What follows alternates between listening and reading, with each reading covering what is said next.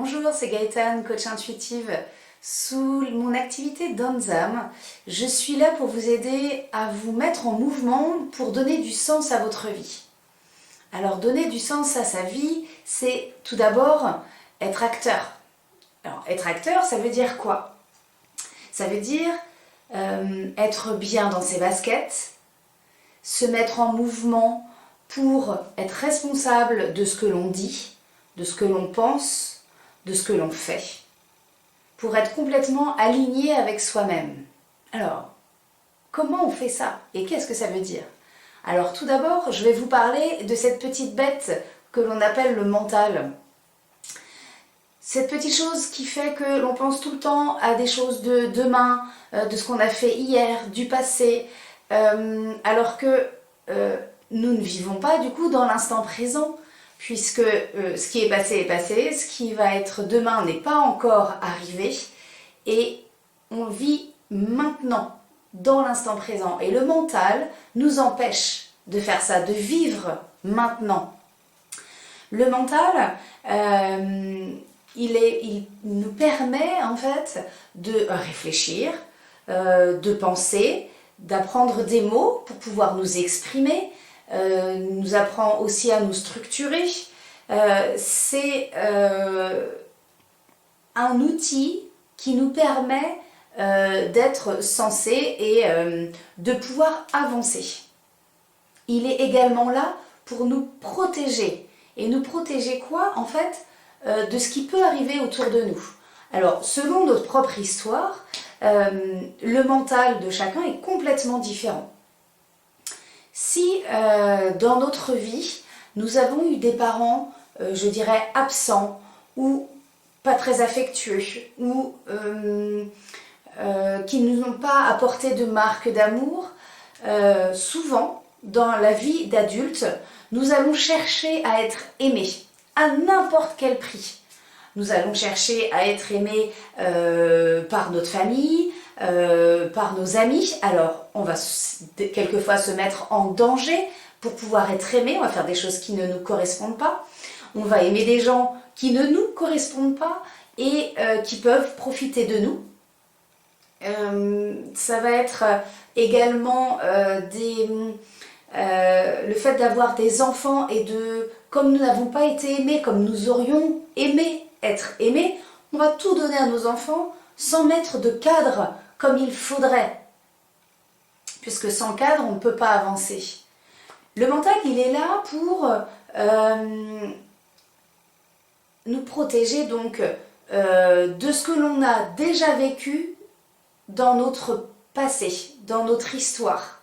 Si on a déjà vécu ça, ça peut nous mettre en danger, donc notre mental se met direct en warning et il va nous protéger. Alors si on a été par exemple frappé, et bien que dans la vie d'adulte, il y a quelqu'un qui vient nous agresser, et bien nous, il y a deux possibilités. Soit on fuit parce qu'on a peur, on a un manque de confiance, et qu'on a déjà connu ça, et qu'on n'a pas envie de se prendre des coups parce que ça fait très mal, alors on s'en va. Et on a peur d'assumer ou d'assurer ce qui va se passer, de se défendre. Ou alors, on attaque. Et là, si on attaque, on va mettre des points, on va se défendre physiquement. Si on a été abusé physiquement, nous n'avons pas pu dire non, on n'a pas su, on n'a pas pu, en fonction de l'âge que l'on a eu, de la situation qui s'est passée. Et de ce fait, lorsque nous sommes adultes, nous avons des difficultés, nous pouvons avoir des difficultés de dire non, un problème de relation avec notre corps, nous pouvons ne pas aimer notre corps, ou alors de complètement le donner à l'autre et du coup plus du tout de rapport avec son corps et on le laisse complètement à l'autre et on n'en prend pas soin. C'est également, on ferme aussi complètement notre cœur, notre corps, c'est je ne veux plus ressentir d'émotions, j'en ai déjà trop ressenti, ça fait mal, donc du coup je me protège, que ce soit dans l'amour, dans l'affectif, dans tout, je me mets une carapace, une armure. Et c'est bon, ça y est, je ne veux plus être attaquée. Voilà, en fait, il y a plusieurs schémas en fonction de sa propre histoire, qui fait que notre mental, il est là pour nous protéger. Alors justement, notre mental, c'est notre allié, c'est pas notre ennemi. C'est à nous de le dompter, de comprendre ce qu'il a à nous dire. Si nous réagissons d'une certaine façon, c'est parce que dans notre histoire, il s'est passé quelque chose. Cela entraîne des émotions, de la colère, de la jalousie, de la culpabilité, de la rancœur, du stress, de la tristesse. Il peut y avoir de la joie, mais c'est beaucoup d'émotions si nous n'avons pas pris conscience de ce qui s'est passé auparavant. C'est beaucoup d'émotions lourdes qui va se passer. Et souvent, lorsqu'il y a eu des moments difficiles dans notre vie, on va chercher à vivre des émotions fortes pour se sentir vivant. Alors que ce soit des émotions de colère ou des émotions de tristesse, mais des émotions importantes pour se sentir vibrer. Alors, j'ai une question, ça veut dire quoi? Du coup, qui est-ce qui pilote votre vie? Est-ce que c'est vous ou vos émotions? Qui pilote la vie? Est-ce que ça doit être vos émotions ou est-ce que ça doit être vous-même, votre être le plus profond? Est-ce que vous avez envie de vivre sereinement ou est-ce que vous avez envie que quelqu'un pilote votre vie à votre place? Parce que c'est ça en fait. Si vous laissez vos émotions piloter votre vie, réagir, ça veut dire que vous n'êtes plus maître de votre vie. Ça veut dire que vous vous laissez envahir par vos émotions et c'est elles qui gèrent. Si vous êtes OK avec ça, il n'y a pas de souci. Moi aujourd'hui, je suis là pour vous prendre conscience, vous faire prendre conscience de ça, que les émotions c'est bien, mais il faut savoir les écouter parce qu'elles ont quelque chose à nous dire. Si nous sommes souvent en colère, c'est qu'il y a quelque chose derrière, un besoin qui n'est pas entendu. Alors quel est ce besoin? Comment on l'entend? Si nous sommes tristes lorsque quelqu'un fait quelque chose envers nous, si nous sommes jaloux, c'est que on ressent quelque chose. Mais si c'est un petit peu, c'est OK. Mais si c'est important, qu'est-ce que ça vient toucher? C'est qu'il y a quelque chose qui n'a pas été réglé auparavant. Et là, du coup, nous ne sommes plus du tout pilotes de notre vie. Alors, est-ce que vous avez envie que ce soit votre être profond qui gère votre vie? Vous décidez par vous-même en pleine conscience ce qui est bon pour vous? Ou est-ce que vous voulez que ce soit le mental et vos émotions qui gèrent? Alors, comment on fait pour reprendre sa vie en main, pour se mettre en mouvement? S'il y a une situation, une émotion, quelque chose qui se passe dans votre vie qui ne vous convient pas, un ressenti aussi, quelque chose de lourd à l'intérieur de vous, l'idée c'est de faire le point, de voir ce qui ne vous convient pas dedans. Et l'une des premières possibilités, c'est de l'exprimer. Si c'est bloqué en vous, s'il y a quelque chose qui vous oppresse, qui vous gêne, c'est bloqué en vous et que vous ne l'exprimez pas, c'est la même chose que si vous mettiez une cocotte minute sur le feu et que vous aviez plein d'infos dedans, vous la remplissiez et que d'un seul coup, il y a de la vapeur partout et qui explose. C'est pour ça aussi qu'il y a des émotions qui arrivent et qui explosent. Donc, avant que la cocotte minute explose, l'idée c'est de baisser le feu, peut-être d'ouvrir la cocotte et de laisser sortir tout ce qu'il y a dedans. Et comment on laisse sortir? Eh bien, on s'exprime, on parle. Alors, on parle à des professionnels, thérapeutes, accompagnants, on parle à des amis ou à un ou une amie proche, mais qui sait nous écouter sans forcément répondre, qui n'est pas là pour juger ou pour donner des conseils. Il faut simplement exprimer ce que l'on ressent, peu importe les mots, que ce soit des mots durs, que ce soit des mots difficiles à entendre pour l'autre, vous avez besoin de l'exprimer. Si c'est difficile, parce que en fonction de son propre caractère, c'est difficile de pouvoir exprimer verbalement ce que l'on pense. Eh bien, il y a une autre possibilité, c'est de l'écrire. Écrire permet d'être en face à face avec sa feuille et de pouvoir jeter sur le papier tous les mots, même les mots les plus vaches, même des gros mots, même de la colère, des choses qu'on ne pourrait pas exprimer à quelqu'un d'autre ou devant les autres. Et c'est juste écrire ce que l'on ressent. Alors, si c'est une problématique avec quelqu'un, quelqu'un de la famille ou quelqu'un, un ami, un voisin, peu importe, ou du professionnel, eh bien c'est d'écrire qui est cette personne, quel est le lien avec cette personne, qu'est-ce que j'attends d'elle, qu'est-ce qu'elle attend de moi, qu'est-ce que j'aurais aimé attendre d'elle et qu'est-ce qu'elle attend peut-être de moi que je ne peux pas lui donner. Mais posez-vous ces questions-là et écrivez. Écrivez simplement pour pouvoir sortir. Je vous assure que c'est libérateur. J'ai des cahiers comme ça qui permettent vraiment à chaque instant, ça peut être même sur des petites anecdotes, c'est des tout petites choses, mais ça permet de ne pas combler cette cocotte, puisque, ou comme le vase, si vous voulez, à force de mettre dedans le vase, va remplir et puis va déborder, et la toute petite goutte d'eau qui en fait ne voulait absolument rien dire à ce moment-là, fait tout exploser. Donc je pense que c'est peut-être pas la peine d'aller jusque-là. Voilà, il y a donc le fait de s'exprimer oralement, le fait d'écrire pour donner toutes les informations au papier et puis lâcher ce que l'on ressent. Après, vous pouvez brûler ce papier. Ce que je vous conseille, après avoir écrit tout ça, c'est de brûler. Vous avez marqué vos ressentis, vos émotions, brûlez ce papier et lâchez. Ça y est, vous avez tout sorti. Maintenant, vous avez aussi tout à fait le droit de le garder et de relire ça quelques mois ou quelques années après pour voir votre état d'avancement. Voilà, donc parler, écrire, et ensuite on lâche prise.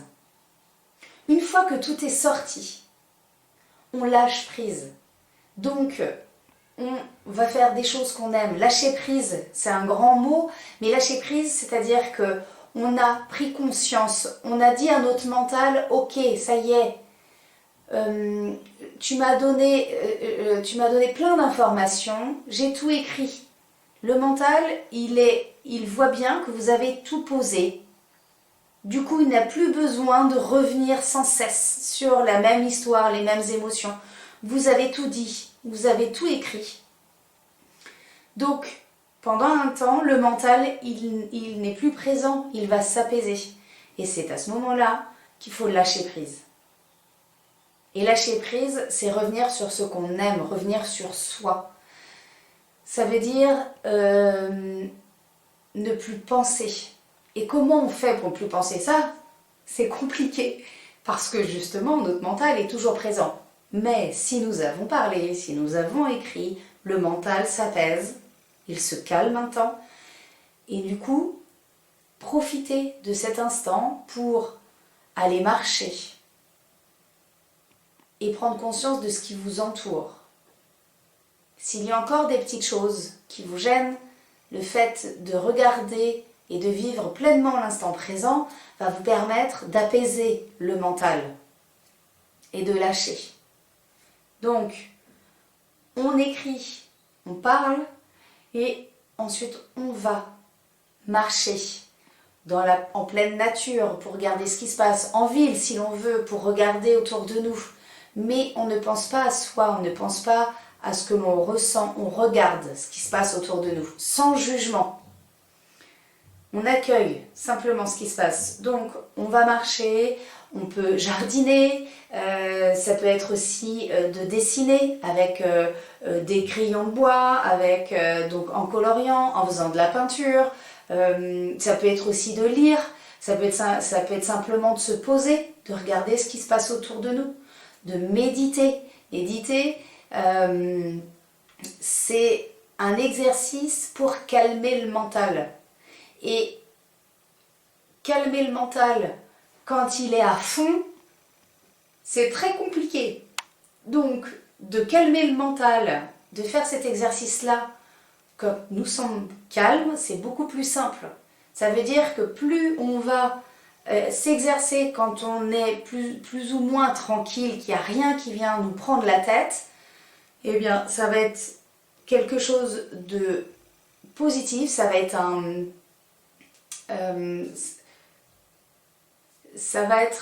un outil qui va nous permettre, lorsque l'on va ressentir des émotions fortes arriver, qui va nous permettre de nous dire « Ok, j'ai le mental qui revient, j'ai bien vu lors de méditation que c'est un exercice entre mon mental et le calme intérieur. Et du coup, à force d'avoir fait ces exercices-là avant, quand mes émotions ou mon mental est très présent et très fort, et parce que je vis quelque chose qui me gêne, eh bien, le fait d'avoir été calme en s'exerçant plusieurs reprises auparavant, ça va nous permettre de prendre du recul dans la situation. Essayez. Le but de faire de la méditation, c'est, quand on m'a dit ça la première fois, c'est de m'asseoir sur un tapis ou enfin sur un coussin et de ne penser à rien. Non, ça je sais pas faire. Je sais pas faire. Et voilà, je sais pas faire déjà. C'est le mental qui me dit je sais pas faire. Bah, c'est normal que tu sais pas faire. Tu l'as jamais fait avant. Donc c'est pour ça qu'il y a des peurs qui arrivent. Quand on dit je sais pas faire. Alors que on peut pas. C'est comme quand on demande à un enfant de goûter à quelque chose. Ah non, j'aime pas. Mais et qu'est-ce que t'en sais? T'as jamais goûté. Donc vas-y, essaye. C'est ça qui nous entraîne des peurs.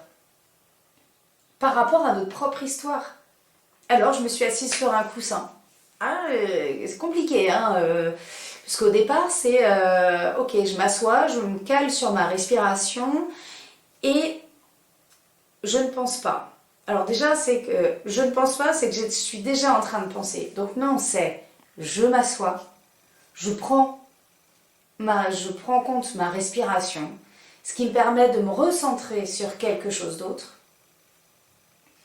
Et ça, comme ça permet à mon mental de faire un va-et-vient entre mes pensées et ma respiration. Et au fur et à mesure, mes pensées s'éloignent et je reviens sur ma respiration. Et de temps en temps, je vais voir que c'est un vide total, mais au fur et à mesure. Ça peut être aussi de parler à ses guides, de parler à son âme, puisque l'idée c'est ça. L'idée, c'est de revenir sur soi. L'idée, c'est de revenir ce qui est important pour nous en profondeur. Alors, pour voir ce qu'il y a à l'intérieur de soi, il faut que le mental ne soit plus présent, qu'il ne nous prenne plus la tête. Et quand on essaye, quand on capte son âme, c'est que on est au calme et qu'on est ouvert aux images, aux ressentis, à cette petite voix, à cette intuition, à cette perception. On peut mettre plein de mots. Voilà, ça, c'est ce qui va nous permettre d'être vraiment à l'écoute de soi. D'aller chercher ce qui nous fait plaisir. Être à l'écoute de soi, c'est se dire, tiens, qu'est-ce qui vient me toucher dans le cœur aujourd'hui et qui me ferait plaisir ? Alors attention, je sais qu'on a tous un travail, qu'il y a des activités à faire dans la journée, si on a des enfants, une maison, un appart, peu importe, un jardin, enfin voilà, on a plein de choses à faire dans la journée, mais ce qui est important, c'est que si on ne veut pas être pris dans le mental, c'est qu'il faut revenir sur soi.